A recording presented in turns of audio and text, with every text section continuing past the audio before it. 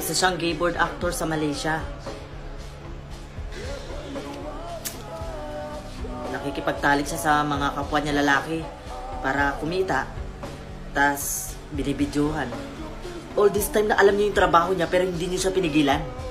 Pero anak, alam mo naman na isang tuka lang tayo noon. Pero tingnan mo ngayon, ang laki na ng bahay natin. Tapos nabibili ko na yung mga gusto mo. 'Di ba? Dahil yun sa trabaho niya. Wala akong pakialam kung anong desisyon yun ay. Uuwi si tatay dito. At dito siya magpapagaling ng sakit niya. Wala akong pakialam kahit maghirap tayo.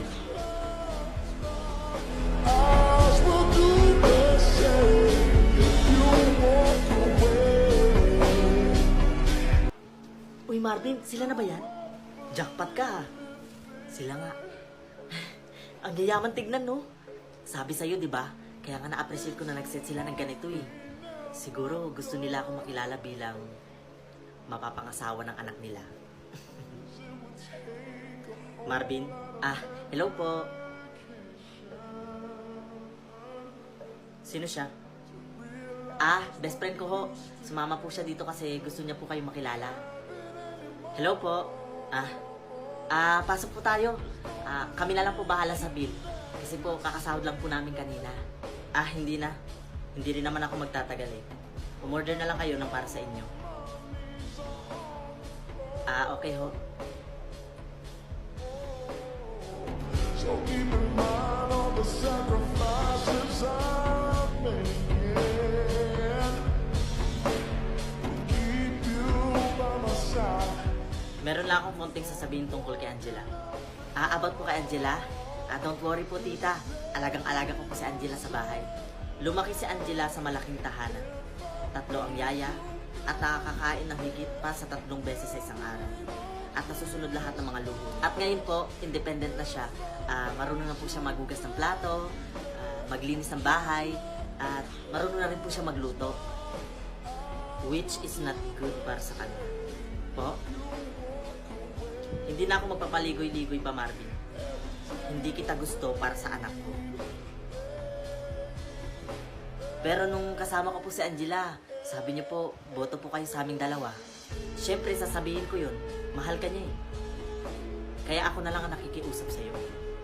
Makahanap siya ng lalaking mayaman, tulad namin, tulad niya, at maging masaya.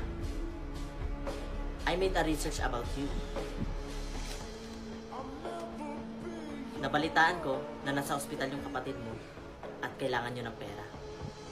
Makakatulong yung milyon na yan kapalit sa pag-iwan mo sa anak mo. And please, hindi dapat malaman ni Angela to.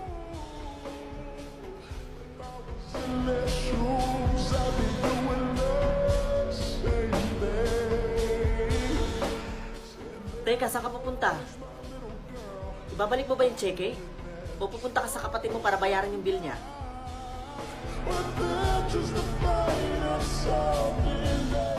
So after ng meeting natin sa client to, ay may meeting tayo sa Metro Manila, tama ba?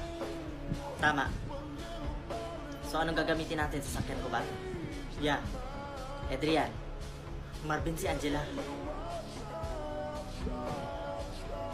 Angela, hindi ko alam kung matutuwa ako na nakita kita muli, Marvin. Matapos mo akong ipagpalit sa milyon ni Mami. Mukha kang pera, manggagamit. Wala kang alam sa nangyari, Angela. So stop judging me. Look at you now. Asensado ah. Monthly ba may income from Mommy? Halika na, Adrian. Mukha kang pera. Pera? Nasa loob niyan ang binigay na cheque ng mama mo. Kasama ang pirma niya. Hindi niya yan ginastos, Angela. Hinayaan niyang mamatay yung kapatid niya. Kaya wala kang karapatang pagsabihan siya ng ganun. Sa totoo lang, hindi yung magulang mo yung naging dahilan kung bakit kanya iniwan. Dahil yun sa nalaman niya tungkol sa'yo. Tungkol sa mga ginagawa mo.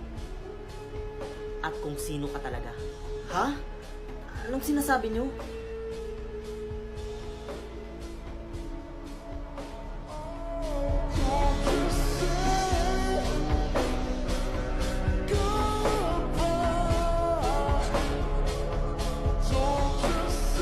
Yun na lang po yung pinapakiusap ko sa iyo, Tay. Tanggapin niyo na ako. Ibibigay ko ang lahat. Lahat-lahat. Matanggap niyo lang ako, yung pagkatao ko. Ituring niyo lang akong anak. Yun lang, Tay.